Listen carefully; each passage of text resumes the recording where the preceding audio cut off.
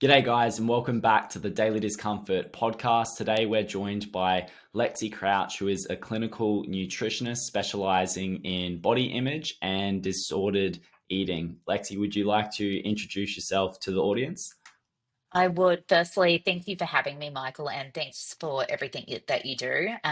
Been following and a big fan of your work and you personally for a long time. So I feel like this podcast has been so overdue. So thank you for sharing. Thank you. And a little bit about me. As Michael mentioned, my name is Lexi, and I come from a big background and history of working with body image and eating disorders. Not only was that my own personal journey, I ended up making a recovery around, coming up to about 12 years now. And that's gone on to be the line of work that I do. So I wanted to do some formal studies through health science, and that actually stemmed from wanting to know more about my own recovery. So I went on to study to be a clinical nutritionist, and then with that combined my life experience because I felt that there was a bit of a disconnect when you truly want to work with a human and go into the inner psyche of not having, I guess, that lived experience and of something that you really want to, I guess, embody.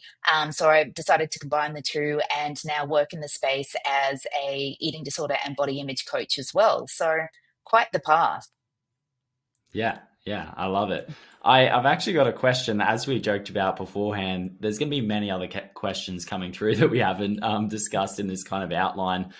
Based on your experience, something I'm very interested in, and I'd love to hear about from your perspective in your healing journey, not only becoming more educated on nutrition itself and body image and eating disorders, but you also teach yoga.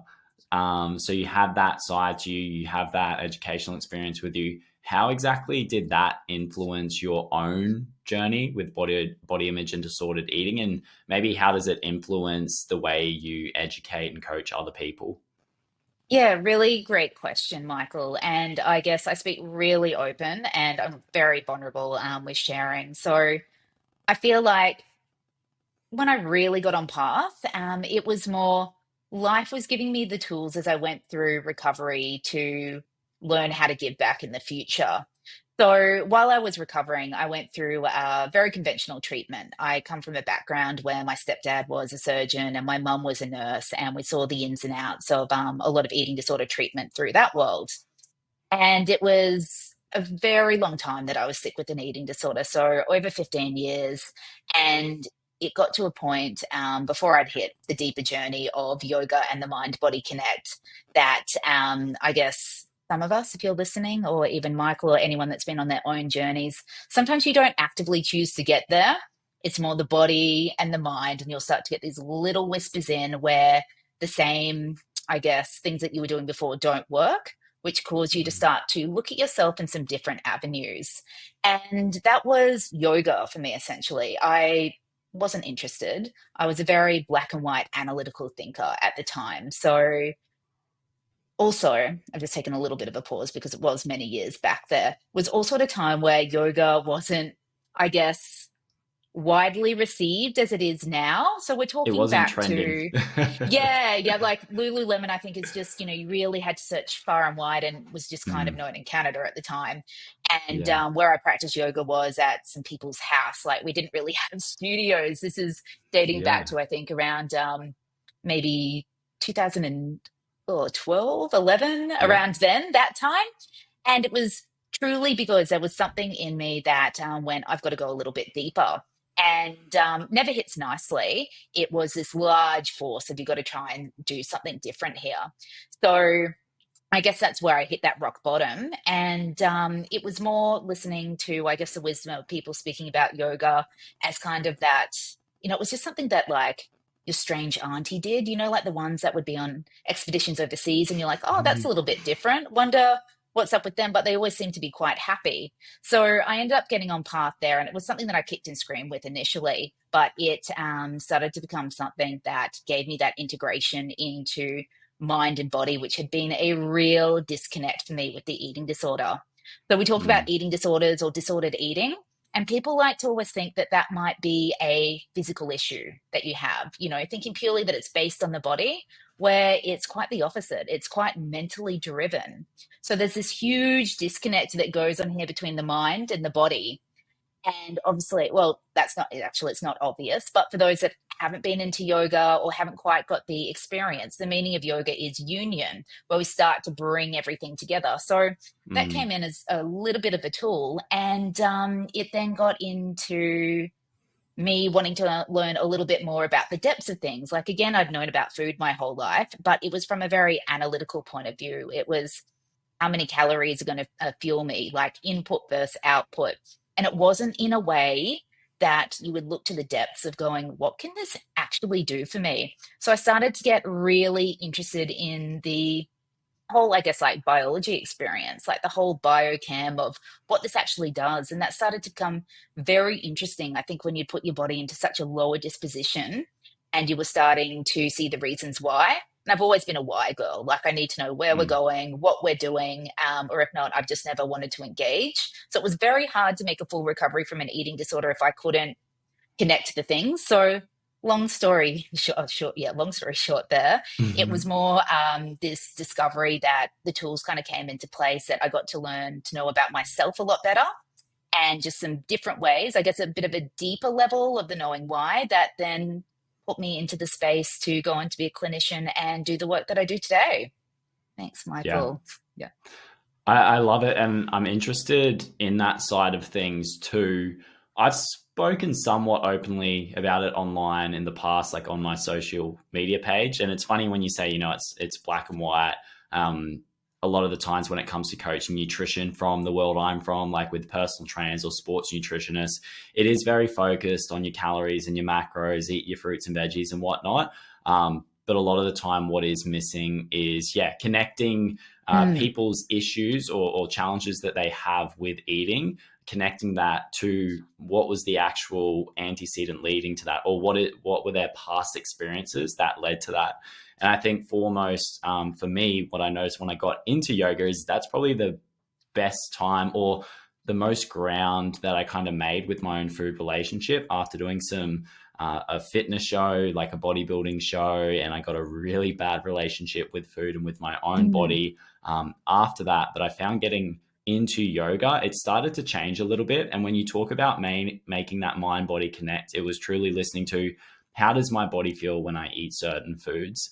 When it came to yoga, you would understand perfectly that body image isn't something that's healed overnight, and personally, I mm, still have challenges with it. But I found with yoga, I was also appreciating more what my body did and how it felt.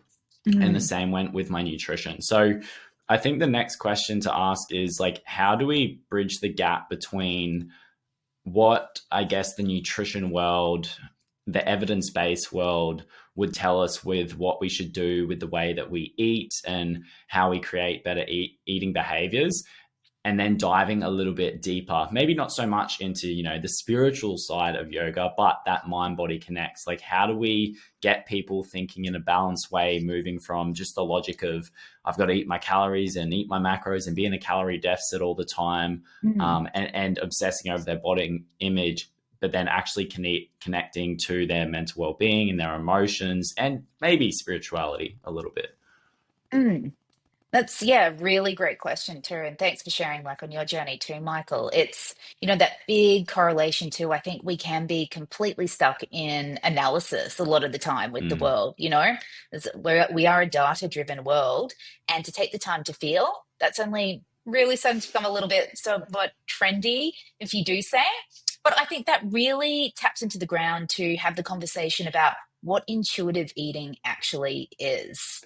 And, perfect. Yeah. yeah, yeah. And this is Yeah. exactly where that's kind of headed. And, I never speak about anything that I haven't experienced myself. I believe in until you've walked a day in somebody else's shoes or experienced something, you kind of don't understand like the aspect too. So for me, my journey as well, like very similar, I would push the boundaries with the eating disorder.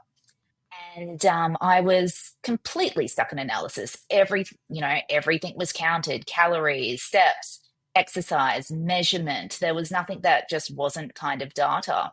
So when I started yoga again, it was in the sense that I couldn't even, I think, I think when I started, Michael, and I don't know if you might have been the same, correct me if I was wrong. When I first started, I thought it was just exercise. So I went in there, someone's like, oh, go into yoga. I'm like, yeah, yeah, yeah, but this is exercise. And, I think, exactly what you're saying, it doesn't happen overnight. I'd get in there and I'd be like, what am I actually doing? Like, I should be going for a run. I'm not really feeling fulfilled. I thought it was, to be honest, I was very young. I first got into yoga at about 23. I was like, am I wasting my time? Because, you hadn't hit that crux of, whoa, what does this actually start to feel like? And what is this actually providing? So I was showing up because, again, if anyone out there has experienced an eating disorder and going through recovery, you're searching for answers. And when you hit rock bottom, you'll try anything to get out of that pain. And so I kept showing up. And I still had a terrible relationship with food, absolutely terrible. And the whole mind body disconnection was just not there. In fact, I didn't start yoga knowing about the mind body connection, but it was something as I started to get into it a little bit more, I started to feel. And that's exactly Mm. what you were saying, Michael, in the sense of starting to really notice of what my body needed, what it didn't need. And I started to develop this relationship that even included satiety and just kind of knowing what I needed to eat. And I'd never experienced this before. I was somebody that would just read, and I work in the space. I do give nutrition advice, which is wonderful, helpful. Please see professionals if you do need that. But it also comes down to you doing the work as well, to knowing what you start to need to know based off what you're feeling. So again, with that and yoga, it was starting to, I guess, experience a place where I was less in my head, less in that analysis, and starting to feel more into the body space, which when you really, I guess I could never relate to, when people use I guess the term, what does your body need? I used to feel really, I guess, segregated because I'm like, what do you mean? What does my body need? I just had no connection at all. I'd been a runner, I'd done everything my whole life in that way, but I couldn't just truly tap in. And that was just Mm. that gift that yoga started to open, that you just, without knowing, you just started to feel what you actually needed to do. And coming out of that place from disordered eating, it was more, I knew when I was hungry and I knew when to stop. And I just knew these different cues that I'd never heard because I'd never stopped because I was constantly busy all the time. And that didn't happen overnight. Like, this has been such a long journey, but it went on to just to develop this different way of just knowing what I needed and intuitive eating per se. And it's quite interesting. You'll read a lot on the internet about intuitive eating and just listening to your body, which I am a big advocate for. That can be pretty terrifying if you don't, Mm. if you haven't had that space, you just stop and see what you need. Like, because again, that's still analysis. So it's taking that space out.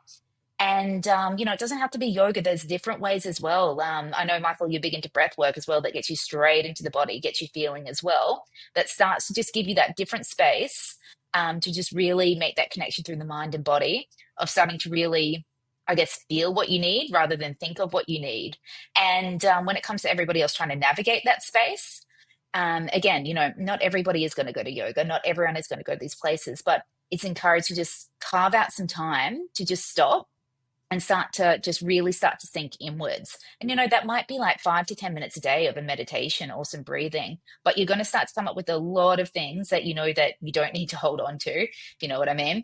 And a lot of things Mm. that you'll start to know that you really need to bring into. So while we do have our dietary advice, while we do have our training plans, these can be great and essential pathways to getting the correct training that we need. But it's also that starting ground of you getting to really listen to know what you really need to do. And just one little bit that I'll touch on too. I'm a big advocate for, I had to go the other way. I had to go into extreme ways of exercise addiction, extreme ways of, not fueling myself, to finally pull back when I started to develop that deeper connection with myself to go, you know what? I do not feel like I need this anymore. So, experience is your friend as well. And I think that's how we learn in Mm. life. So, the longer the short, Michael, again. I was going to say, I feel like this is a relevant saying to that, but it's almost like you've got to know what hell is to experience heaven, right? Like you've got to know what bad is to experience the good. Mm, Um, I loved all of that, and there's so many questions that pop up. First thing that comes to mind, and I think it is obvious as we announce it, like this isn't obviously a disclaimer or a sales pitch to go do yoga, even though we'd both advocate for everyone to do it or do breath work. But the real secret or the real key from what we're talking about is obviously just building a better connection with yourself. And when you talk about intuitive eating, I remember in my, personal training circles at times and in sports nutrition, we would talk about intuitive eating. But my first perception of that was that just meant I wasn't tracking my food. But in my mm. head, I'm still counting my calorie. I'm still like, oh, that's about this much protein. That's not intuitive eating. That's not listening to my body. That's still essentially tracking, but just not using my iPhone to do it, right? Yeah, yeah. Yeah, so Yeah, I just completely like relate in that just in that way of being actually, Michael, in the sense of it's that undoing, and yeah, sometimes it can be. And I'm really glad that you raised this too, because it's if anyone is going through some eating issues as well, Michael has just touched on some keystones of, you know, your first steps. You might beat yourself up because you're like, am I doing this terribly or am I still not doing this right? But you're taking a step away from something to get a little bit closer, you know? And then all of a sudden mm, things will start to slowly fall away gradually. And I guess that's the real gift of like starting to learn to intuitively eat and listen to your body in the sense because you're not analyzing it. And, the day where you start going, oh my gosh, I forgot to track my macros and my micros today, you already start to experience that freedom in itself. And I know that that sounds really kind of, I guess like a quick sales pitch to that one as well to say, it can happen that easily. That can take years of work, but it just yeah, starts with the yeah, intention. And sometimes it becomes a little bit of that practice, in anything. It's, Michael is like the king of comfort and discomfort, right? Take away your tracker, take away the things that are going to keep you in control. Might just start with like one day of just yeah, experiencing something and then just that's already a win. Like it might be to do with your food. It's like, did you feel uncomfortable that you didn't track that today? And it's like, oh, mm. you're starting to feel something, aren't you? So yeah, but I just completely relate when you said that. Like you might still have that in your head, but you've already taken the steps to move away. Where, it's like stepping stones. Like you take away the crutch and you start to get a little bit further into developing, we can like talk about it in a way of intuitive eating, but also starting to trust yourself a little bit more as well. So there we go. I think it's the scary part too, and my mind's been in this space lately, and it's not like it's just flown out of nowhere, but how reliant we are on technology now. And the paradox that comes with I'm disciplined because I track my macros and calories, I'm disciplined because I'm trained in this. I feel like over time I've started to ask myself, is it discipline or do I actually just feel uncomfortable not doing it? Because it was Mm, hard when I stopped tracking my food initially, when I stopped doing things in the past that may have warranted a little bit of discipline and maybe they were uncomfortable at first. They mm, became comfortable and they became security for me because I had control. It was a predictable outcome, somewhat. So I think that's a really good mental switch to make, is just asking yourself the question, like, am I actually being controlled by whatever this habit is? But it gives you a sense of security because we obviously fear uncertainty. We mm, like to be on control of the majority of things in our environment. And with experience with some clients in the past, there's certain personality types where they've always got to be tracking their food to the key. mm, Everything's ticked off. As a coach, when I see a client's, an online coaching client's calendar and there's all ticks, I'm like, I love it. But I know I've been the person at times too where I was like, it was almost like, I don't know if I'd say OCD, but I was like, I got to get this done. I've got to tick this off. And I'm like, am I being controlled by this, or is this coming from a good place? Like I'm just generally trying to work on my health and fitness, and this is required of me. So I think just leaving that question there is, if you are someone that's tracking your food and you're trying to move on to more intuitive eating, ask yourself the question, is it more discipline for you? Is it more discomfort for you to actually take that new approach and let go of the control, let go of MyFitnessPal or whatever it may be, so you can start to heal your relationship with your body? and Yeah, with your yeah. food. Sorry. No, and that's like I love that so much, and it's just touching on, and it's just with everything. And I have my own experiences. Mine was particularly with the scales. Like that Mm, took me years to give up weighing myself on a daily basis, and it was one of those things that I could never win. It was a war with the scales. It was every day that would determine my self-worth. Going through, what was should have been some of the most funnest years of my life, and it was kind of mm, just giving that up was extremely hard, and the discomfort that came with that, and that lack of control, and the fear of going, what happens if everything does spiral out of control?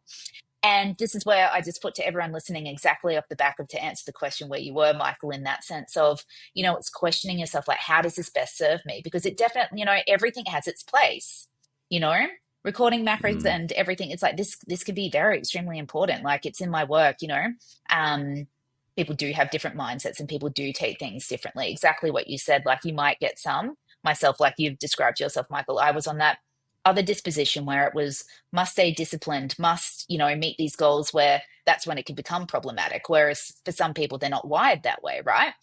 And so it's Mm. really just starting to check in to, like anything, to be like, can I still do this and experience freedom, or is this controlling my life?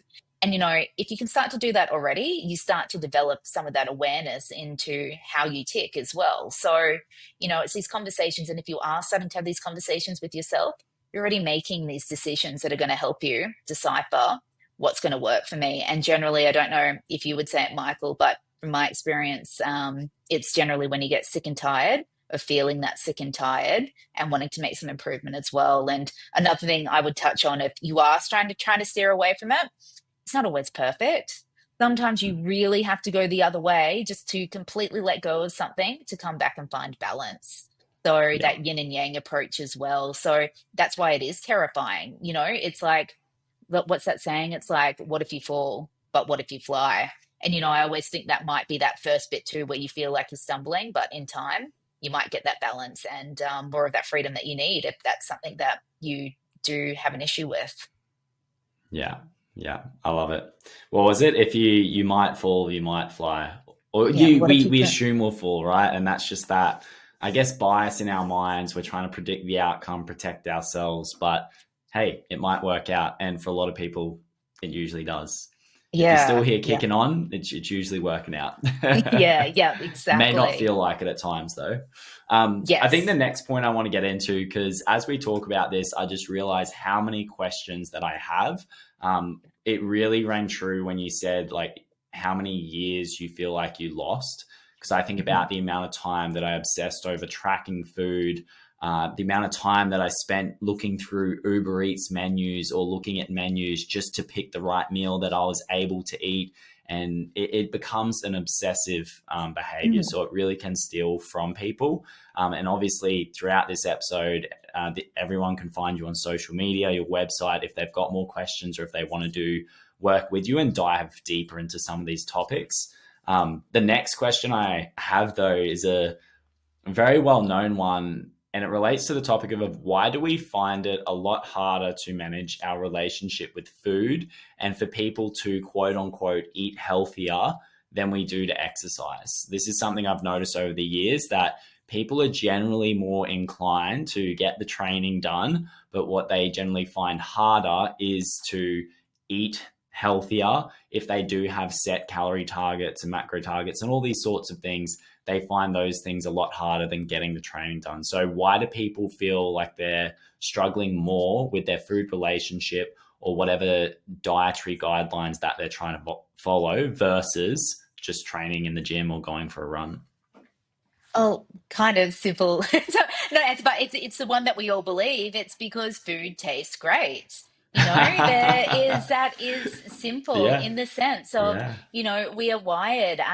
Food Mm, is, we look at it at a nutritional value, but we also use food for fun. Think of birthday mm, parties, think of experiences, going to the movies. Sometimes you're not necessarily hungry, and think of cultures when we go back, they feast to celebrate. It is used for many different avenues in the sense of, yes, it is to fuel our bodies, but it's not just as simple as we think it is. If we did look at it in a way of food and exercise versus, input and output, that's why it starts to get really, I guess, in the Mm. sense, boring. We are multifaceted humans, mind, body, and soul. So, that's where food can come in as well. We talk about soul foods. You got to feed your soul essentially as well. And sometimes that is with the experience of others or how we look at it that way. So I know that that is a deep kind of woo-woo answer, but that is the truth. Like it is something Mm. that, it's a sensation, it's pleasure food. Like, I really, over my years, like I've worked in the eating disorder space, I've worked as a clinical nutritionist. Not many people have ever turned to me and said, I hate chocolate or I hate foods. So it's everyone's just had a Yeah. fear of it. They're not actually hating on the food. Yeah. But in that sense, you can do your training and yes, sure, you get that done, but you're also going to feel different things on different days as well. You might just wake up tired because you've done an extra training session. Females, you might be somewhere on your cycle that does require some more food and energy levels, and that's why we always look at something. There is no idea as the perfect diet and the perfect training session, because we all change on a daily basis, and what our body needs day to day is different.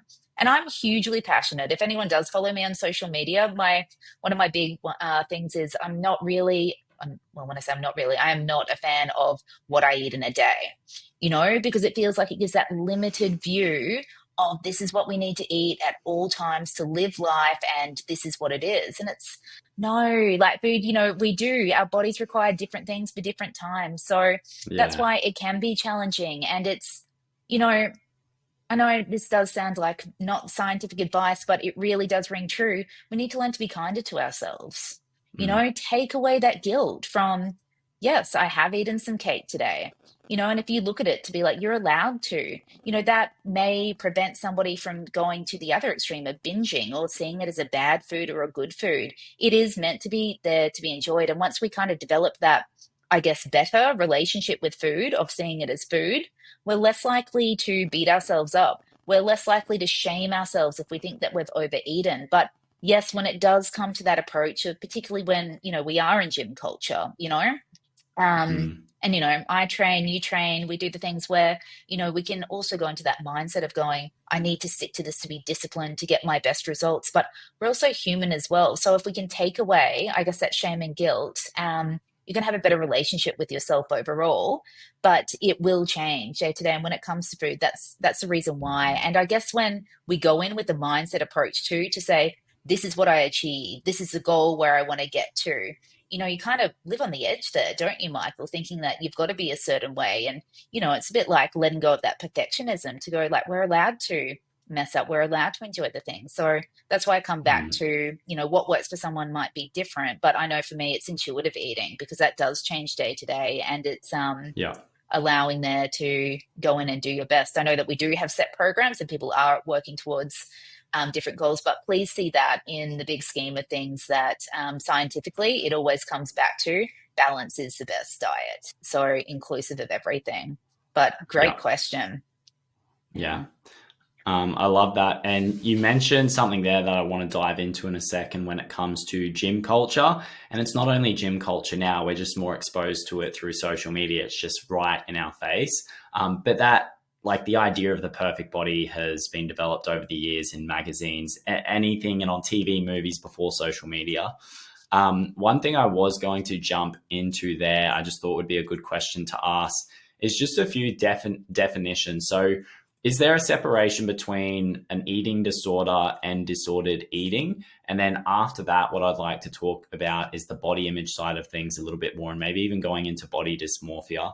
Mm, Given that there's a lot of male, but also female listeners, I think a big thing for males, I'm sure there's guys that struggle with anorexia, myself included, people in my circle, clients I've worked mhm. with over the years. There is a massive issue with body dysmorphia. So I'd like to jump into that in a second. But what is the separation, if there is one, between an eating disorder and disordered eating? Yeah, and great question. But I always like to start this question off with, none of them are less worthy of seeking help. So if you Yeah, believe that you have an eating disorder or disordered eating, please yeah, treat them in the same way that you would for anybody else that you saw that needed help, to please go get some help. And that is what I see all too often in my line of work is people not feeling like they fit the correct criteria for an eating disorder, but Mm, they are disordered eating, which is the same level of detriment and harm. But where the two differ is an eating disorder will fit into more of a box fit criteria. So we talk about anorexia nervosa, bulimia nervosa, we have RFED, we have binge eating disorder, and there can be a range that if you go through a checklist, I'm not a big believer at all of fitting people into a box. However, for this example, it will give you a list of behaviors or, I guess, characteristics that someone might fit into. And if they continue over a period of time, you may fit that classification to be diagnosed with an eating disorder. And when it comes to disordered eating, that's to do with your relationship with food. So, you might dip in and out of different behaviors, and this is not healthy, and that's for both of them. They both are what I keep saying, need the treatment as well. But you may not feel that you fit into a set list, but you'll go through different periods where you might jump from, I guess, different experiences with your food. Like, particularly, I guess, you might be on a fad diet and then you might experience binging, but, there's just no way that you feel like you have a grip on your own eating per se. Because I know firsthand and the people I work with as well, when you're recovered from an eating disorder or disordered eating, you're not really thinking about food. So a key word is if you feel like food is ruling your life, you probably do fit into that category of disordered eating per se. So those would be the difference. And I always say none are less worthy of getting help. yeah, Yeah. yeah. I love it. It actually, I resonated with the part where you talked about jumping on like a fad diet and then binging. So through the past, when I had my challenges with my food, which was amplified after I did a competition that was based on, I was judged on how I looked throughout that Mm. phase. I went through a lot of binge restriction. I was intermittent fasting, living off caffeine so I could feast on the little calories that I had in the lunch in the evening. Um, so I went through these like kind of binge restrict cycles, but I always remember too when I was having issues losing weight or getting the body fat down, I'd listen to a podcast about like the paleo diet or a certain type of diet. And nowadays it seems to be like carnivore. I think we're starting to see where a bit of the BS is and we're getting a Mm. better idea of it. But I would listen to that and I'm like, all right, I'm going to the shops. I'm not getting any of these foods that I like. I'm just going to only eat paleo or only do this. And I'll do it for 3 days. And then I cave. And then I'm like, all right, let's go get some Domino's and some ice cream. And you Hmm. just go through these cycles and waves and you get nowhere. And I feel like it harms your relationship with food even more. And I think the worst part is each time you do it, you set these unrealistic standards for yourself or this unrealistic routine to stick to. And each time you feel like you fail, your Mm. confidence drops in your own abilities. Mm. Like you don't feel like you could successfully diet, but it's because you're choosing these super restrictive ways or choosing these fad diets. And there's plenty that have been out there in the world, and it knocks people's confidence and it knocks their own perception of themselves because they never feel like they could actually stick to the diet. When at the end of the day, the answer is just having a more balanced approach, being able to enjoy food, being able to have social, like go on a date, have food with your family. But you also know, hey, when I eat healthy food, again in quotations, my body feels good. I feel good about it. So I'm going to do that most of the time, but then I'm going to enjoy these other things. Yes.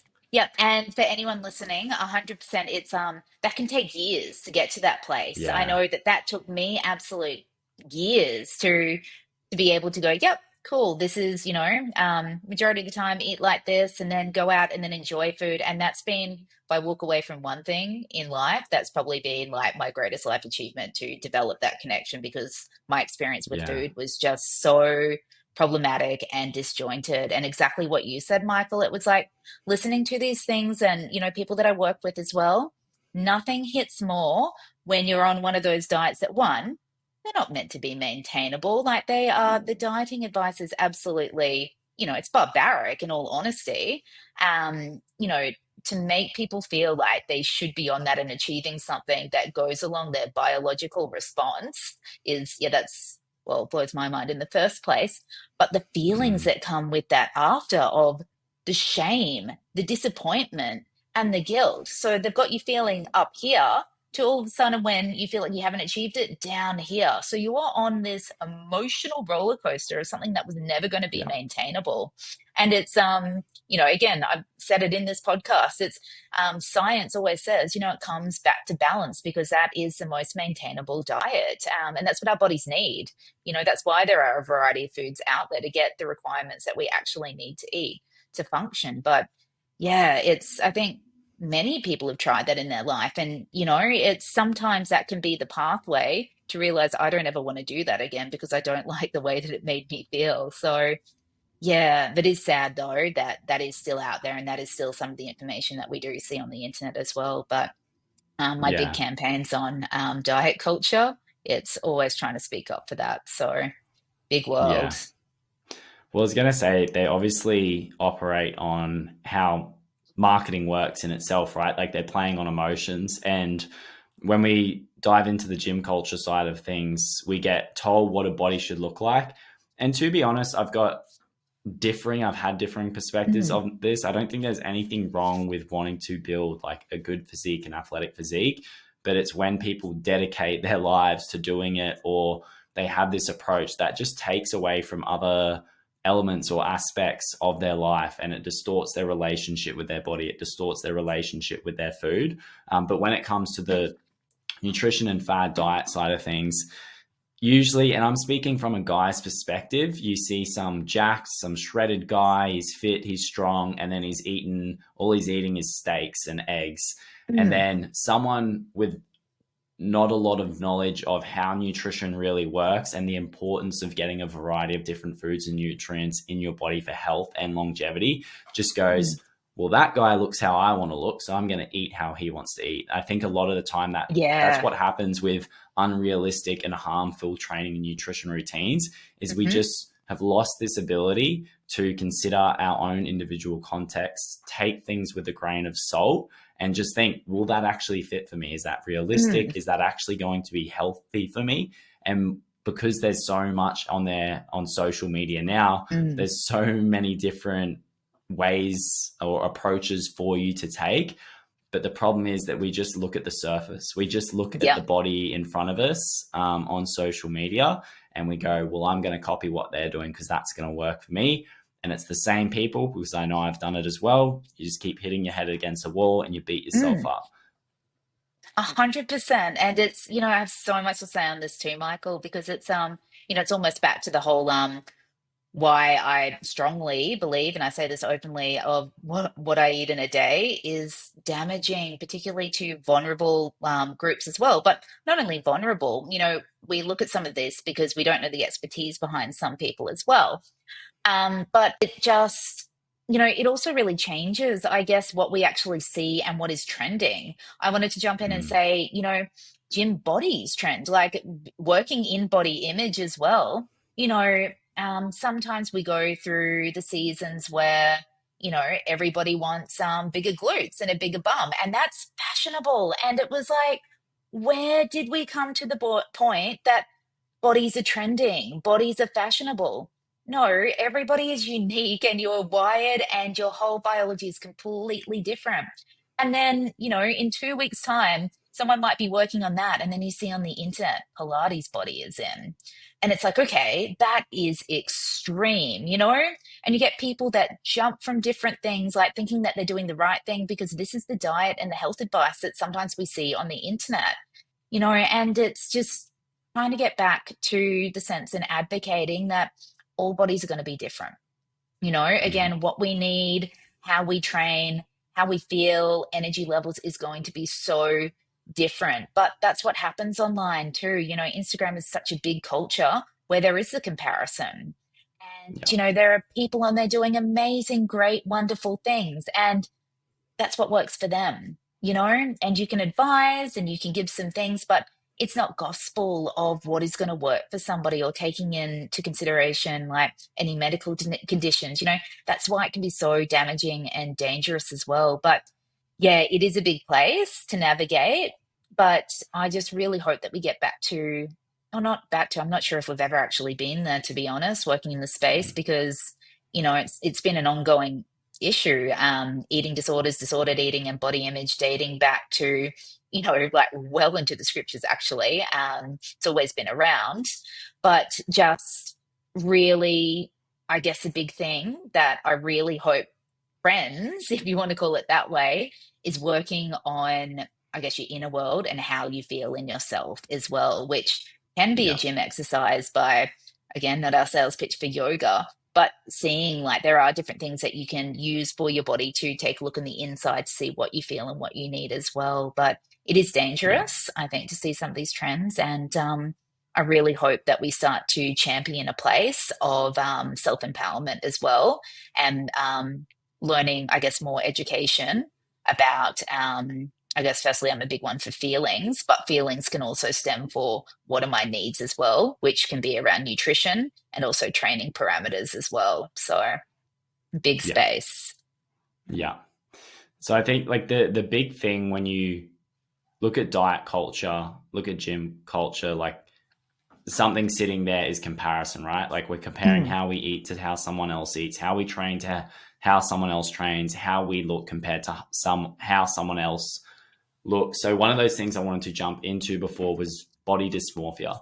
mm, So is that almost inherently coming from comparison? We're getting an image of how our body should look. And then I'm saying to myself, well, I'm not good enough unless I look like that. I'm sure there's some like deeper dives we could take into it for an individual if they have that feeling of not enoughness, which is probably the majority of mm-hmm. people or a lot of people. There's different experiences, past experiences that are going to equate to that. But yeah, for body dysmorphia, if we can dive into that and explain that a little bit more and how that relates to self comparison. Mm. And I will start off saying body dysmorphia is very complex. Yeah. To break it down for some people who are not quite sure, we can kind of say it is the perception of how you might view yourself in a physical way. And when we go to dysmorphia, what happens, it can be a condition of itself. It can stem from eating issues and eating disorders. But what happens is when you see a somewhat morphed version of yourself than what presents in the mirror. So when we jump into that, it's this could be a very, very, very deep question, but I guess it comes down to like it is that perception, and sometimes we don't always see ourselves the way other people see ourselves, and it can come down to our inner critic as well. So that's initially exactly what you're saying, like that self-worth, and where we feel like we've got that inner voice that tells us to train a bit more or eat less or look a certain way. Sometimes when that can take over, particularly I see this in eating disorders, and body dysmorphia can go really hand in hand with anorexia as well. Sometimes you might be straight on that train or that trajectory that you're getting smaller and smaller, but you can't feel that in yourself. Mm, The voice is so strong inside. And also, just to give a bit of a definition, because sometimes it can get really skewed with eating disorders because it can get referred to as a voice. It's not in the sense of there are mental illnesses diagnoses where you do hear voices. In the sense of the eating disorder voice, it's just a very loud inner critic, so to yeah. say. So when I refer to you hear this voice, it's the one that could be pushing you to just go a little bit further, a little bit more. So by the time you feel that you've been beaten up and you're standing in front of this mirror, you don't see that you're enough. You see this version that I could do better. Maybe maybe I'm bigger. And then if we want to look at like a biochemical level as well, sometimes when you are experiencing this relationship with yourself, which is a negative relationship, you might be holding on to some fluid some days. You might be, experiencing something where you don't have this true reflection. And what happens is you really start to disconnect from yourself entirely, because what you're seeing on an outside version is not reflecting to the inside world, and it can be really dangerous and just damaging to your self-worth in general. So body dysmorphia is such a big one, and that pushes yourself to train. And this is where I want to jump into, particularly, not that I discriminate between men and women, or however you want to identify, but in the sense, tend to see a disposition which is disordered in itself in body dysmorphia, or disordered eating as well, that sometimes men tend to go the other way, and women as well. Again, I'm not discriminating, where in the sense of they're wanting to get bigger, and this is problematic in itself. We think of eating issues of, I want to shrink, I want to get down to be smaller and everything as well. Sometimes it is that desire that some people to get bigger and bigger, to build up that self-confidence and that self-worth, which makes sense, to be like, if I get to be in a bigger space, I'm going to feel a lot bigger about myself and my personality. So sometimes you see men go on that trajectory, which can be quite problematic as well. It's and starts to take over. And that's where body dysmorphia can really step in. And, that's where we see the use sometimes of, steroids and things as well, that can be really based off self-worth, of just wanting to reach a goal to feel better, essentially, about yourself. So we do see that a lot. And then females, males as well, tend to want to go the other way. To be like, I must be smaller, I must not take up too much space, I must be perfect. Again, you're dealing with the same, I guess, inner critic that's going on in your head, but just two different directions. So that's why you can look at it as a whole of body dysmorphia and where that kind of leads you as well. So a big space. And that's why sometimes it is just so undetected as well, because it can, present in different ways as well.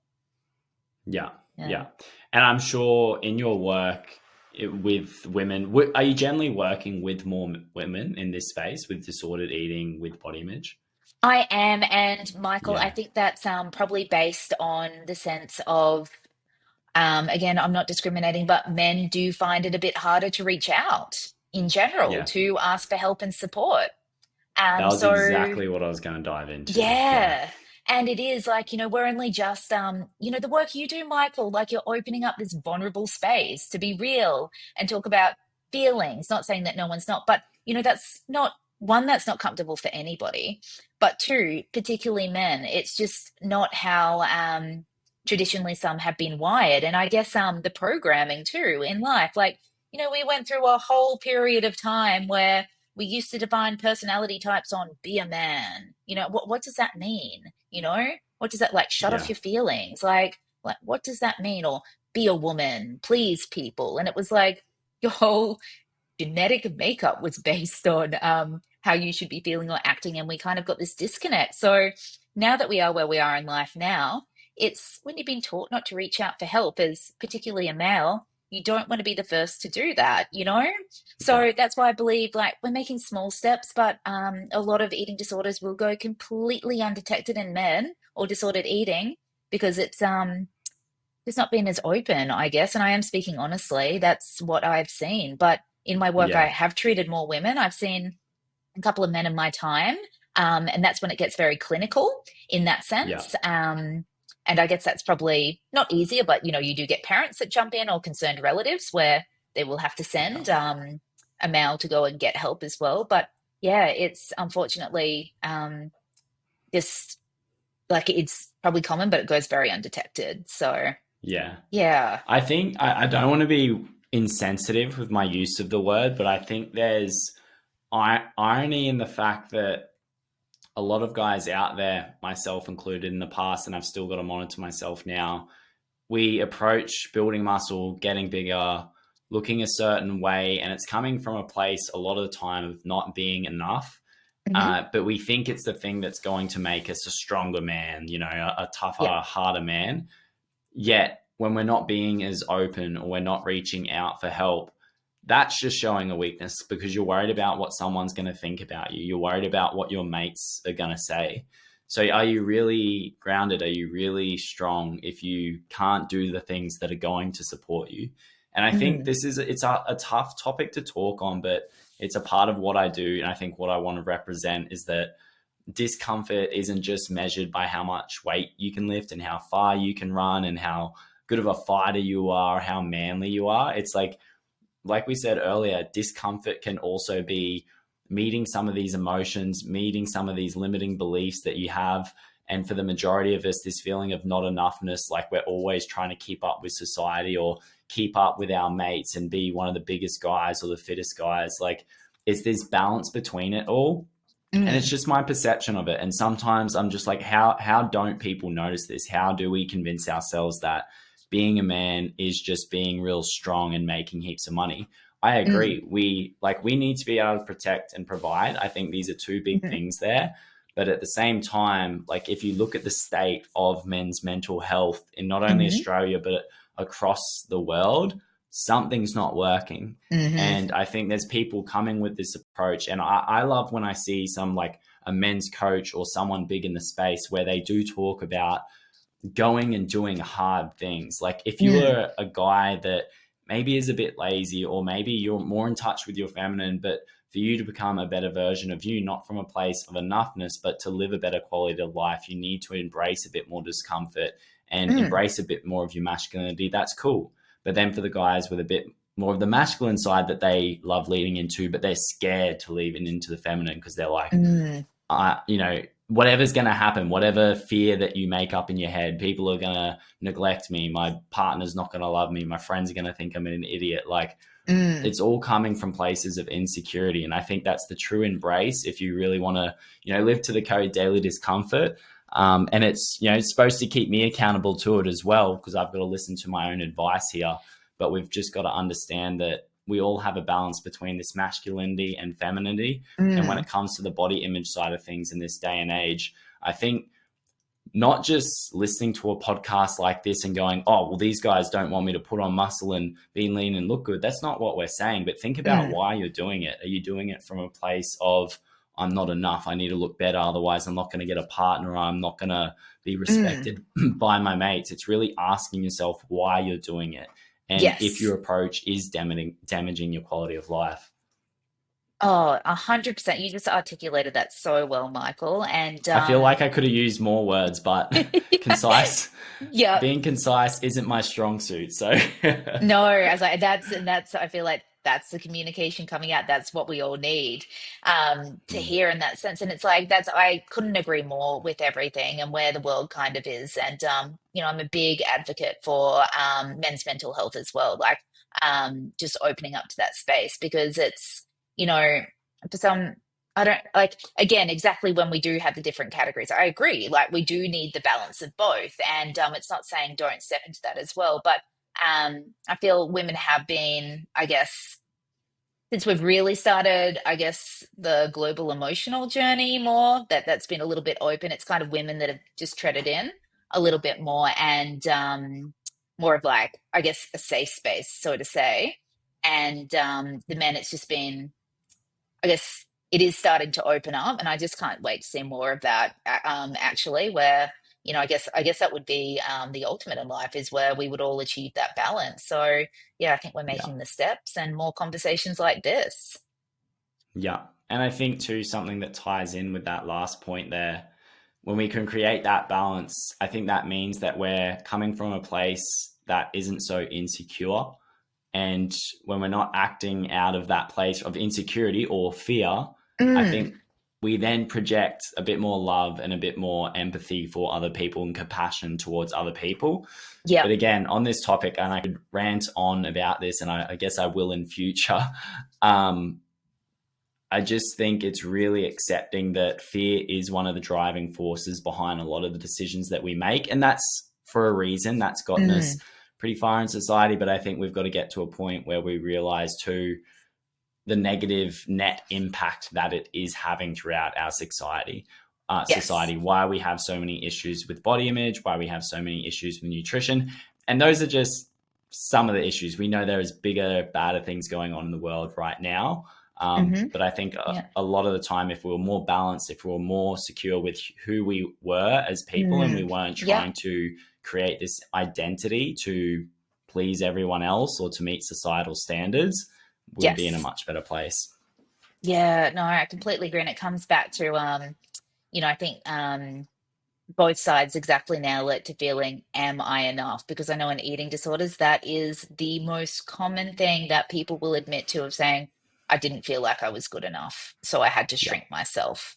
And you also get yeah, that the other spectrum, I didn't feel that I was good enough, so I had to get bigger and better. So yeah, just tapping into that place a little bit more, but we're all on the journey. So, well, I hope that we're all putting our foot into the journey. So yeah, see where it goes. We're working on getting there, right? And hey, for Yeah. some people, if they're listening to this podcast, they probably do have the awareness of what they need to work on. Some people, maybe it's not there yet. Like they're busy in their life, they're doing what they're doing, but they probably will recognize it at some point. And hopefully, in that time, more people like yourself, other coaches out there, other people in the food relationship or disordered eating, body image space, and men's coaches, if we're looking specifically to men, are putting that information out there that when these people make that recognition, they're like, hey, someone's listening. Someone's here to give me a little bit of advice on this pathway forward.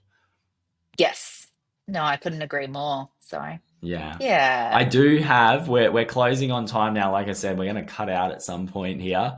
I did want to ask you a big question, and I'm going to change it a little bit. So, if someone is listening right now, they're hating their body, they haven't got a good relationship with their food, what's the one uncomfortable but necessary step that they can take towards healing that? Yeah, and that's such a big question. And I just want to start with I know that place. I've seen that place, and to be in that place is, oof, it's it's an experience. And I think as humans, like the biggest thing that we want to do when we don't feel good is to want to feel good and try to take the steps to get there. And building a relationship with your body and how you feel, that doesn't happen overnight, but there are definitely key things that you can start to do. So firstly, it's checking in when you start to get to that awareness to be like, I'm feeling uncomfortable. That's checking in, kind of something's going on that you do want to, I guess, get on top of. And I guess there's some instant things. And I know for me, that was particularly when I had a changing body, it was finding clothes that I could get into that I just felt good about for myself. So as I knew that I was really on my journey, and for me, this required weight gain. So I was so uncomfortable with the changing body that what made me feel comfortable was wearing a hoodie. And I wore a hoodie. And for anyone that's not where Michael and I are, we are in first day actually of sunny Queensland. And our summers are horrendous. I would wear a hoodie, even in summer, just to feel comfortable. I know that doesn't sound like Mm, that's practical kind of advice of heating, but that was some first steps that I really had to just change the way that I dressed for a bit. And then it was trying to engage in, I guess, activities that were not body centered. In the sense of just music was a big one for me, focusing on things where I didn't have to directly focus so much in a world that was going to be body driven. And yoga was very different. Again, we always come back to that, whereas that was starting to make that connection as well. So, sometimes that was just going and turning up to yoga and just learning to breathe, you know, yeah. and just learning to be in a space where I was so uncomfortable in my body. And trying to get to yoga, like I was embarrassed. I was so embarrassed of myself to even try to get to a space where there were going to be other people, and like we wear a lot of lycra now. We didn't back in, like, again, that day that I was talking about. It was very flowy things, but that can be confronting. And we're talking about the here and the now. So I really just want to empathize that that can be confronting when you don't feel good in your body to turn up to a yoga class or a gym class and be in tight. So it's just dressing for a way that, might make you feel comfortable as well. And also realizing that you don't have to do everything that you're in there. I always say, in a yoga class, the most advanced yogi in the room is the one that can listen to what they need in their body. So I think you'll ask any yoga teacher will agree. If you just say, hey, look, I'm just here for the Shavasana, that will be fully respected and you get to soak in some energy and spend some time in your body. But getting through that discomfort, it's not an overnight quick fix. It's, sometimes it's even looking for inspiring things on the internet, such as changing a social media feed. Big advocate for that. Sometimes we don't forget that we're looking at the same things over and over. Yeah. So, try and find things that you're really into. Like it might be nature, might be looking at different things that are going to click up into your feed and make you feel good. But that's a big one when you're not experiencing feeling good about yourself. You don't want that comparison there. And I say tailor your feed. wear something that's going to make you feel comfortable and start to experiencing things. And, it is like, again, like it is that experience of yoga where it definitely is beyond the body, although it feels like it is the body. But learning Yeah. to have that relationship and connection with others, that is a big one, because I know in myself, I would go on that downward spiral. I would want to hide away from the world. I didn't think I was good enough. I thought everybody hated me. The things I would tell myself, it's please reach out. I'm sure there are so many, family, friends, like you're never a burden, you know. Yeah. There are so many wonderful, like call me, text me, like, I've got that time of day, like just to, if anyone's in that wallow, just let I was you're going to not say on that alone. note, Lexi, because we're going to cut in a couple of minutes. Where can everyone find you? And also, could you let them know about something exciting about your new book that came out? I'd say Just I will quickly, wrap yeah, this up real quick, yeah, but no, I jump on Instagram a fair bit. That's my vice mostly. So that's Lexi.Crouch, and yeah, I do more formal, I guess, advocacy, more a bit like eating disorder policy and things. That's my LinkedIn. So that's Lexi Crouch there for the more formal things. And Substack, I've really been getting into the writing. So I'm a writer. yeah, I'm an author by trade, and I'll do a post a week on my Substack. So that's Lexi Crouch again. yeah, Not too hard, I think, look up. But also have just written Renourish with my co-author, great mate, who's a psychiatrist, Dr. Warren Ward.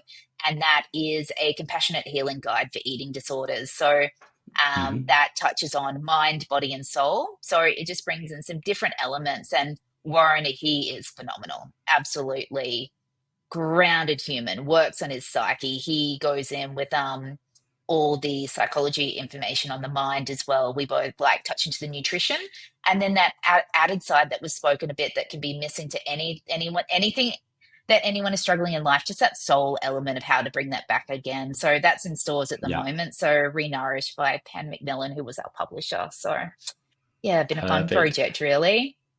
Perfect. Thank you. You've actually wrapped that up like just in time. I think we're in like a 60 Woo. second count zone. Can, yeah, No, but can bring it together. Yeah. yeah, thank you. I'll include in the caption for the Instagram reel and just in the YouTube and the Spotify versions in the description, just where they can find you and about the book as well. But thank you for joining us today, Lexi. Oh, no, thank you so much, Michael. I'm just hugely passionate for what you do and have just absolutely loved the chat and see everything roll out in the future. So thanks for the work that you do. Awesome. Thank you. I Yeah. appreciate